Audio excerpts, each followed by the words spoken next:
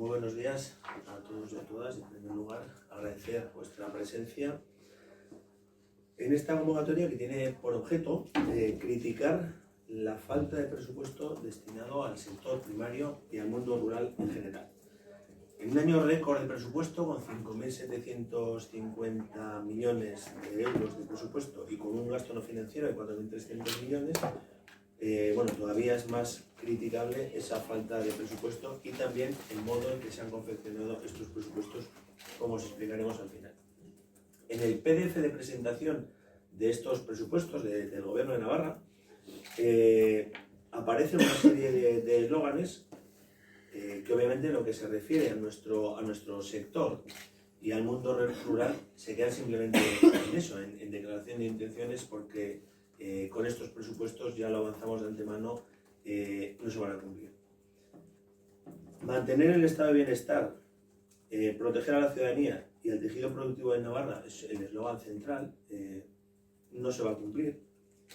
Vemos como tristemente año tras año se está desmantelando el tejido productivo en las zonas rurales de Navarra. El estado de bienestar, complicado mantener con cada vez menos servicios. Siguiente eslogan: medidas para impulsar la eficiencia energética, la cohesión territorial y la digitalización. Tampoco se va a cumplir, porque la cohesión territorial se mantiene intentando que prevalezca la equidad entre todos los habitantes de esta comunidad, y lógicamente si los servicios son menores, esa equidad no existe. Medidas para preservar la prosperidad económica, más de lo mismo. Medidas para reforzar la capacidad de respuesta ante situaciones de emergencia. Lo veíamos, y luego hablaremos de los incendios, como cuando hay una catástrofe, obviamente pues se ponen todos los medios, pero si no hay medidas preventivas, tanto con incendios como con inundaciones, poquita cosa se puede hacer, ¿no? Y medidas para fomentar la justicia social, que es el último eslogan. Lógicamente me viene a la cabeza las pensiones que se cobran en el mundo rural y la diferencia, vuelvo a repetir y a reiterar, con esos servicios que están en el medio rural. Son frases que como objetivo pues quedan bien, pero que desgraciadamente se quedarán en eso, en objetivos y no en realidades. Por entrar en materia presupuestaria, el Departamento de Desarrollo Rural y Medio Ambiente tiene 162 millones de euros de presupuesto, un 12,78 más que el año anterior, y sin embargo vemos cómo partidas clave para nuestro sector están dotadas o no están dotadas, están infradotadas.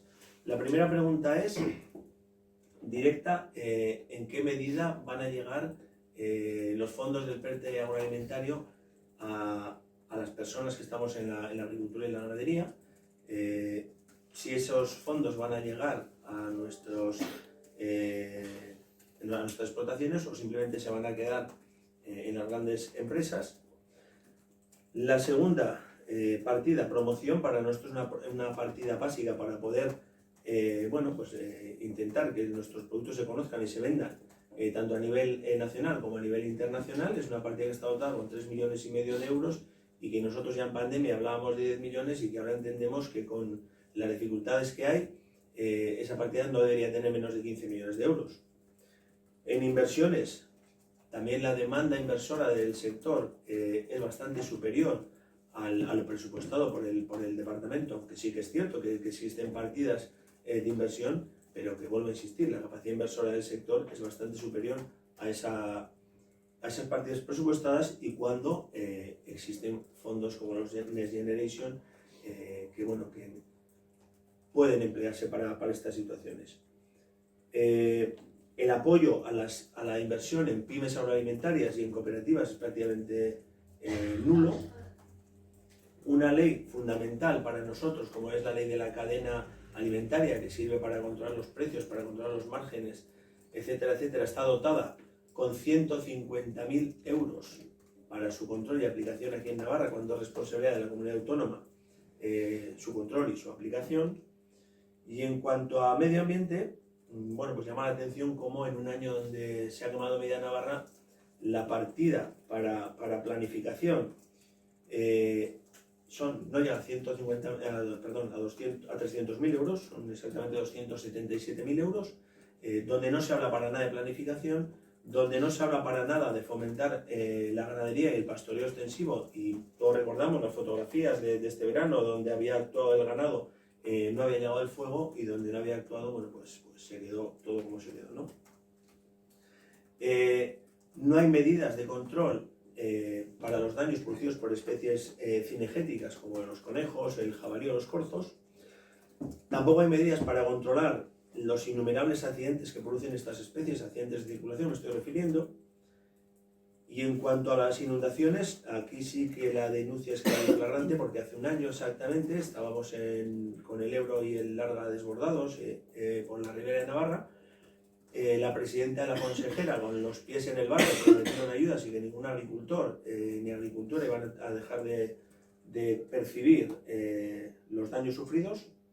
Y resulta que una vez sacada la convocatoria de ayudas, está topada. Me explico: un agricultor que tenga menos de 20.000 euros va a cobrar el 100% de los daños, pero un agricultor que tenga 100.000 euros y 100 y pico mil euros, que los hay, solamente va a cobrar 20.000 euros de ayuda. Con lo cual, volvemos a reiterar que en los presupuestos no se tiene en cuenta esos problemas que causan los ríos. Ya no que se apliquen medidas correctoras para que no vuelva a salir el Ebro del cauce ni el Larga del cauce, sino que una vez de que eso sucede, el agricultor paga de su bolsillo los daños producidos. Eso es directa y llanamente robar al agricultor. Y lo que no cabe en esas situaciones es que se prometa, vuelvo a repetir, con los pies en el barro, incluso prácticamente jugando a la integridad física para salir bien en la foto, que el agricultor no va a perder ningún euro, y cuando llegan a esa ayuda resulta que tienen tope. Alguien lo tendrá que explicar. El oso nos va a costar este año 143.000 euros a todos los navarros y navarras, si es que se porta bien. Si se porta mal, habrá que aumentar la cuantía. Pero que en definitiva se trata de racionalizar la política medioambiental y actuar de forma coordinada con el sector, que es lo que no se está haciendo. En otro departamento que nos afecta directamente, que es el de cohesión territorial, sí que es cierto, con el tema del Canal de Navarra, parece ser que la segunda fase va a ser una realidad en los próximos meses, años, pero sí que es cierto también que una dirección general que cuelga directamente de ese departamento, que es la Dirección General de Despoblamiento, pues va a terminar la legislatura y lo único que se ha hecho es despoblar más Navarra, porque no se ha hecho ninguna medida tendente a evitar este despoblamiento. Lo dijimos nosotros, UAGN, aquí tengo el informe, hace 4 años, que una serie de aplicación o medidas que había que aplicar para corregir este problema. No se ha hecho prácticamente ninguna. Sí que es cierto que a las entidades locales se les ha aumentado la cuantía, pero bueno, pues arreglar el tejado del ayuntamiento no supone que los habitantes del pueblo se queden, que también hay que hacerlo, arreglar el tejado del ayuntamiento, cuidado que no se malinterprete, pero lo que hay que hacer es facilitar la actividad económica en territorios donde existe ese problema de despoblamiento, incentivar la creación de empresas, incentivar el emprendimiento, apoyar a las empresas que ya existen, tanto a las pymes como a las cooperativas, bonificar y tener exenciones en materia de IRPF y de seguridad social, porque, como he dicho antes, los servicios no son los mismos y no es de justicia cobrar por un servicio que no se tiene. Y, por supuesto, ayudas a contratación de trabajadores. En cuanto al Departamento de Hacienda, es otro de los huesos para nosotros. Recordáis que el año pasado se eliminaron los módulos de nuestra forma de tributar. Se ideó un sistema nuevo. Nosotros denunciamos que éramos la comunidad peor tratada fiscalmente y tanto la consejera de Hacienda como la presidenta lo negaban, y curiosamente no es que no sea así, sino con un sistema nuevo creado el año pasado, con prácticamente un año de vida, ya se han planteado modificaciones, y se han planteado modificaciones atendiendo a cuestiones que hemos requerido nosotros, UAGN. Esas cuestiones son que el 50% de la PAC no tributa, que el 100% del PDR, es decir, de los fondos FEADER, no tributa, siempre con un límite de 20.000 euros, y que las ayudas COVID tampoco van a tributar. ¿Quiere decir esto que estamos en mejor situación que el resto del Estado? No. ¿Hemos mejorado con respecto al año pasado? El año pasado, y es duro lo que voy a decir, el año pasado se metió la mano al bolsillo de los agricultores y a los ganaderos de Navarra. ¿Este año se ha corregido? Pues se ha corregido. ¿Seguimos estando en peores circunstancias y en peores condiciones que el resto de comunidades autónomas? Sí. Por tanto, vuelvo a insistir, es un tema que habrá que volver a negociar y que ojalá algún día se dé cuenta la administración que el hecho de tener pues unas condiciones fiscales propias de Navarra lo que tiene que ser es un elemento para atraer empresas, para atraer economía y para fomentar la economía existente, y no tiene que ser algo negativo que en otras comunidades pues sea de manera, o se establezcan estos impuestos de manera más benévola. Insisto, a nivel de Hacienda nos sentimos de nuevo maltratados fiscalmente, pero hay una cuestión que no se nos ha trasladado, es una pregunta clara que se la hemos hecho tanto al director general de Hacienda como a la consejera de Hacienda de Saiz: ¿cuál ha sido el aumento de recaudación con este sistema tributario? Si es que lo ha habido, que lo ha habido. Se lo hemos preguntado pues tanto en el CES, se lo hemos preguntado en persona, se lo hemos preguntado yo creo que por tres o cuatro veces, no nos han dado esas cifras. Creo que es justo que esas cifras se den, que se diga que se ha aumentado la recaudación y en qué cuantías, y que obviamente esas cuantías reviertan el sector. Y por último, una crítica a la hora de la confección de los presupuestos del Gobierno de Navarra. La mecánica de la confección de los presupuestos es curiosa, ¿no? Los presupuestos los crean los diferentes departamentos, obviamente, siguiendo unas directrices políticas que marca el gobierno, como no podía ser de otra forma. Esos presupuestos, una vez confeccionados, se trasladan a las organizaciones y se trasladan al CES, al Consejo Económico Social, órgano que no sirve absolutamente para nada en materia presupuestaria.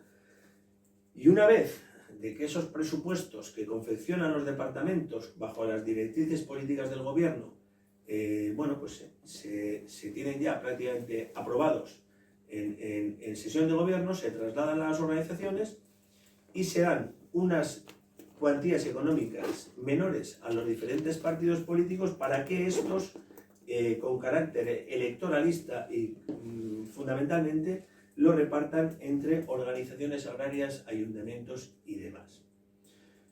Este año, por primera vez en la historia, UAGN ha decidido no presentar enmiendas a estos presupuestos porque no vamos a entrar en ese juego. ¿Para qué vamos a hacer un esfuerzo para redactar esas enmiendas sabiendo que de antemano van a ser rechazadas?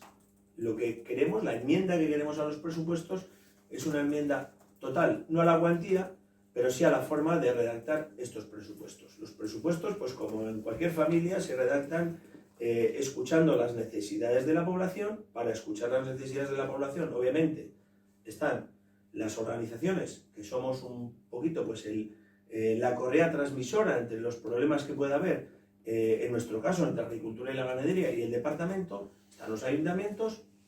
Obviamente, a partir de ahí se confecciona un presupuesto y las cuestiones o los flecos que puedan surgir se corrigen vía enmiendas.